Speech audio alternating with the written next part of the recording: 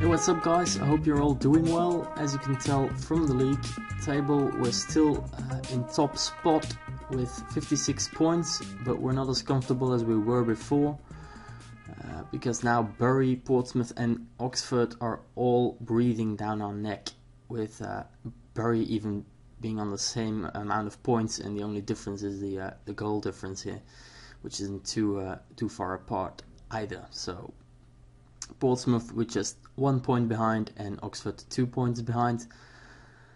The good news is that the gap to 5th is pretty big, so we're not going to, I don't think we're going to drop below 4th. I don't think there's any chance of that, and hopefully we can still, keep in first. But as you can already tell from these past two fixtures, we're in a bit of a well, I wouldn't say crisis, but things haven't been going too well lately. As a matter of fact, we'll have a look at the fixtures right now. And yeah, in the last episode I showed you guys, I think it was the Oxford game. Yeah, I think it was the Oxford game. I live commed with a very late dramatic equalizer from James Collins. Now, after that, I thought, 1-1, that's not a bad result at Oxford. But we slipped against Wickham at home, 2-0 defeat. No idea what happened. We just got shattered. Two goals from Alfie Mawson for them. Then we drew 1-1 with Bournemouth. A great result that was. I mean, we were 1-0 down and we were getting just beaten in every aspect of the game by Bournemouth in the FA Cup in the first half. And then in the second half I made some changes and I had a bit of a shout at my players, and they produced something special. We should have actually won that game considering our second half, but we drew and we forced a replay. So that's coming up in a few games. But after that one, we had Burton away, 1-1, again a draw, with Connor Goldson getting on the score sheet for us there. So, a draw isn't that bad, but against Burton we should have done better. Luton Town, we picked ourselves up, 3-0 victory. I thought we were back on the road to success after goals from Liam Lawrence, Stephen Foster and Scott Vernon. But the Bournemouth replay didn't really turn out the way I'd hoped. I hoped we could build on that performance from the second half in that 1-1 draw, but it didn't happen and we got beaten. We got beaten 1-3 with only one goal coming from Luke Williams. Then this was the real disappointment. Hartlepool 1-4. I don't think we actually performed all that badly. Pretty even game. We just completely missed all of our chances, and that's been a constant in the last few games. Our strikers just aren't scoring, which is annoying. We lost that game 1-4 with Luke Williams scoring a goal.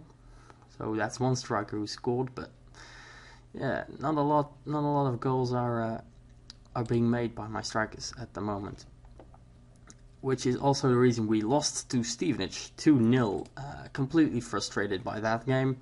20 shots, 7 on target, and 58% of possession. We absolutely dominated them, and they still won 2-0.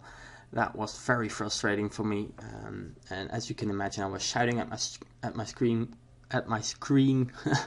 quite a lot during that game.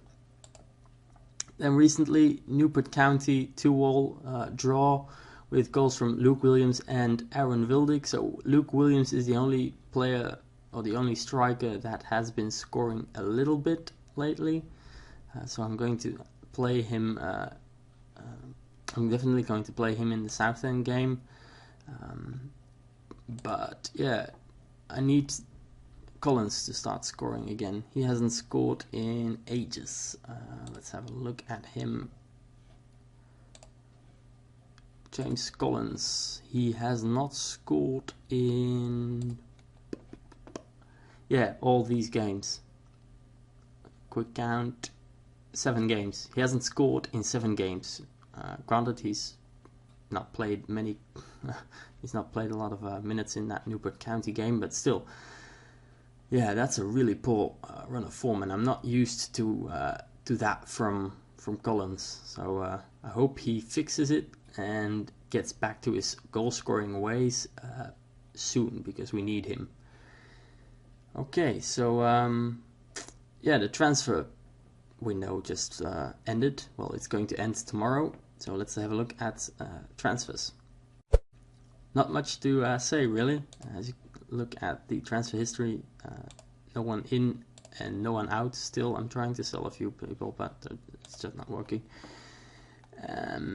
And Steven Muyokolo, yeah, what a beast this is. I was trying to buy him. Wasn't.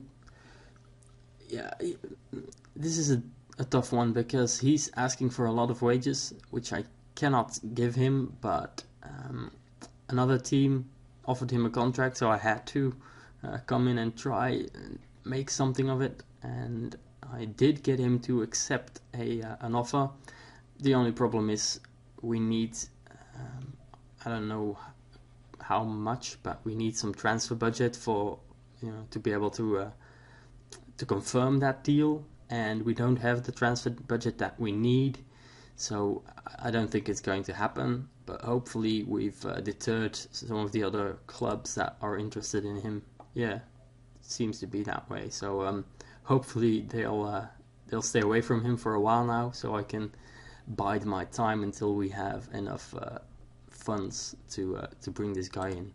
His scout report says that he could have a real problem with injuries, and looking at his history with injuries, that could be true, but it's been nearly 3 years since his last injury, so I'm not sure. Maybe his injury time is behind him, his injury days are behind him.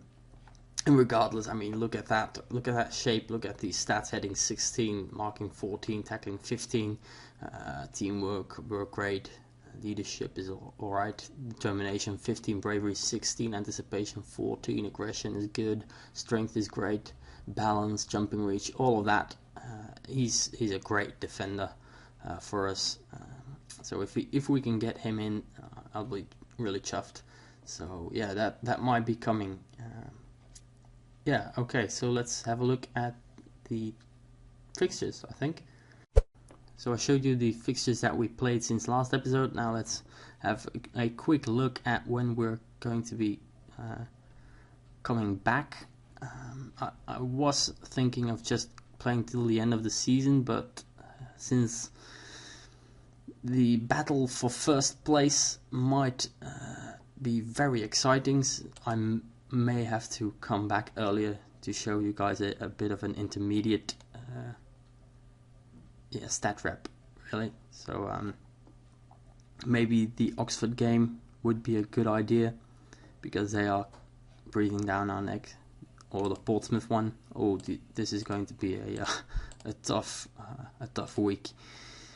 Yeah, maybe around this time I'll come back to show you guys where we're at. Maybe after the Oxford game and before the Portsmouth one. Yeah, we'll see. Before I wrap up, let's have a look at our top performers so far. So top scorer with 17 goals in 33 games is still James Collins, followed fairly closely by Luke Williams with 12 goals in 18 games, and then it's Jermaine Easter with 10 in 20 games, and Andy Robinson with 5 in 26 games. And we've also got Liam Lawrence with 5 in 34. Assists is Liam Lawrence with 9 in 34 games. James Collins follows him with 8 in 33 games. 8 as well for Jermaine Easter and Andy Robinson. And then we've got 6 for Luke Williams. Average rating, Dominic Smith hasn't really played enough games for that to be meaningful, I think. So Luke Williams is our top performer so far all round. Yeah, I think that's quite accurate. Followed by James Collins and Ryan Woods, who has been injured for a while, but he is back now. So I'm hoping that he can help turn our bad form around. So yeah, looking forward to having him back in the squad. Nathaniel Knight Percival is the 4th or 5th, depending on how you see it, player with the average rating stuff. Okay, so that's going to be it. I'll see you guys for that Oxford game probably, or for the Portsmouth game. And if not, if everything goes well, I might just play till the end of the season and I'll do an end of season wrap up. Okay, yeah. Again, guys, thanks for watching.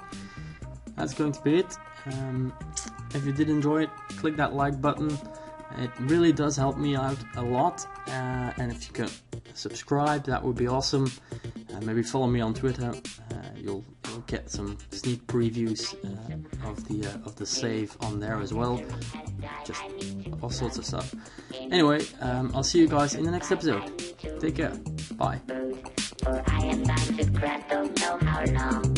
My backup system left.